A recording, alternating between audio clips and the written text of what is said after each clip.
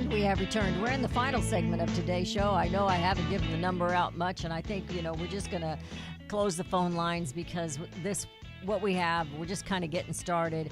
And we're going to do 2 or 3 more shows and talk about this because we both believe it is so very important. You were talking about Rosa's story. Let's go back to Rosa's story. Yes, it's something that really sums up the whole situation under NAFTA, Beth Ann. So Rosa, she was operating this press, and it malfunctioned, probably because they weren't spending the money to maintain it. And the press came down and pressed both of her hands into the circuit board, and they had to be amputated. And so she was making $4,800 a year, and under Mexican law, if she was eligible for the loss of both hands for the rest of her life for a payment of $14,000. That's how cheap life is in Mexico. But the company offered her $3,800. So the Mexican workers, we're not raising them up into a middle class. We're exploiting them so we can have cheap TVs and washers. And what happens, I started to mention, is they take the case of the Delphi auto parts factory closing in Flint, Michigan, and moving to Reynosa. And now you've got gangs in Reynosa fighting over who's going to sell the drugs into Flint to all the unemployed people. So it just shows you how crazy we're just creating these terrible problems in the United States because part of it's greed. The companies wanted a greater profit, and part of it is consumers' fault because we're going for a low price. All right. And we're putting not only those like Rosa in harm's way, but we're killing our own. Our own middle class is becoming impoverished. And yes. And I saw a talk show host last evening, and she was getting in an argument with someone about some of these trade issues. And she showed her picture. She drew a picture on a piece of paper and held it up of an hourglass. And where it crosses in the middle, that fine little part, she says that's our middle class right there. Yes, indeed. And yes, we are actively destroying it. You're right. You're so right. And it's it's us. I mean, I'm I'm not anymore. I'm middle class, supposedly, and it's not anymore. I mean, it's isn't. It's everything's getting lost. Go ahead. So why would we do that? And I mentioned this one theory of comparative advantage, but that doesn't work because you just pick up your money and your equipment and you move it somewhere else. There's no comparative advantage. So they said, well, here's what we'll do. We'll have just all the low-skill work done offshore, and we'll do the high-skill work here in America. Mm-hmm. So I call that the Lake Wobegon economics, like Garrison Keillor, who said that all of the people, the majority of the children in Lake Wobegon were above average.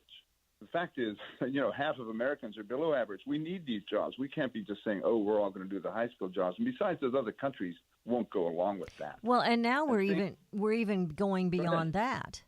I mean, I don't mean to jump ahead of you, but we're even going beyond that right now because in these not trade agreements, in these visa programs, they're telling us, first of all, they're telling us we need these people across the border because they're going to do the jobs you and I can't do, and then refuse to do because we think we're better than that. Right. Yeah, and then we're having to bring in the upper crust, the better, the wiser, the smarter, the better educated on these visa programs to do the jobs we don't know how to do.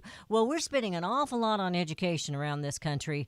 Why don't we know how to do that? Why aren't we the higher end of this event, of our jobs? What is wrong with it? Well, it's all a lie for one thing. And yes, it is. And so go ahead with that. So they're kind of jumping us all over the place. Right. Go ahead. No, we are dead on. You have got your finger right on it because isn't that amazing that they're saying, oh, well, we're going to have them do the low-skill work we don't want to do. And then you're saying, but we have to bring them in because they're going to do the high-skill work we don't know how to do. And that's, I hope our listeners see how crazy that is. It makes absolutely no sense. The real reason they're bringing in those high-tech workers is because they can bring them in and do the job for cheaper. Less. That's why you bring in an Indian H-1B worker, is because he'll do the job for 50% of the wage. Mm-hmm.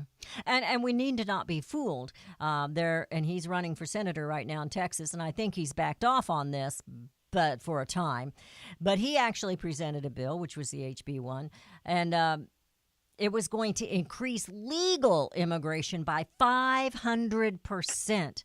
Now, what do we think that's going to do to our workers? We're just going to be serving hamburgers, and they're going to take that away from us because they're forcing the minimum wage. And, people just don't understand this. I'm not sure I completely understand it. So it's all going to go robotics. And then they say, well, that's not really going to take our jobs. What are you talking about? Of course it's going to take jobs. Right. Because that's all that's left. A good example. Here's a good example for you. Nabisco made Oreo cookies in Chicago since 1923. Yeah. And they were bringing in a new line of equipment, and they were going to go from 600 jobs to 300 jobs because the equipment was so much more automated.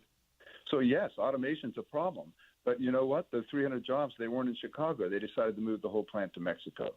So when people tell you this is all about automation, that's wrong. This is about people sending jobs to low-wage countries in the pursuit of corporate profits. I worked for a company called Cheeseboro Ponds when I got out of high school, and my listeners have heard me tell this story before. I made Q-tips there. Now, Cheeseboro Ponds no longer exists. They made Jergens hand lotion, which does still exist, and Ragu. They make Ragu. Winsong was the perfume, and they had a makeup line, which I can't think of the makeup line now, and they had a nail polish line. Well, in the factory there in Jefferson City, Missouri, they not only made the product, not all of them, but they made the product. They also made the plastic that they put the product in, the bottles. That was in another. But the Q-tips, I ran 3 machines. You had to be pretty fast. I was fast when I was young to run 3 Q-tip machines, and you had to pass quality control and blah, blah, blah, blah. Well, that all went south. They do a few things there now, and it's called Unilever. But the Q-tip department went south. So nobody here makes Q-tips anymore. So. Yes, and so this is what I'm getting at is that, what you just described are the real results of all of this, and yet we had leaders who were saying these things, and the one thing that they said that was worst of all was that we don't need to make anything anymore. We'll just have everything made somewhere else, and we'll be a post-industrial society. And there's no successful nation that has ever existed that didn't have a strong manufacturing base. We can't exist by not working. But this is what our leaders have been saying, and it's been in both parties. This is not a partisan problem. You're right. You've had both people in both parties who were buying into these theories, either because they believed them or because they were taking contributions from the global corporations. We are out of time, and the song you're going to play right now, Jim, is called "Coming Home." And I always close the show telling my listeners we need to come together to bring America home. This is what we need to do. I just got chills from that. This is what we need to do. Jim's going to be back on with us at least 2 more times, and probably more than that, because we have got to cover this. Go to his website, madeinamericaagain.org. That's madeinamericaagain.org. Talk to Jim at james.stuber@madeinamerica.org. Visit my website. Buy American-made products and support America. Jim, thank you so much. This is the fastest hour of the day. I don't know if you noticed that. Thank you so much for being a part of us and helping educate us so we truly can bring America home.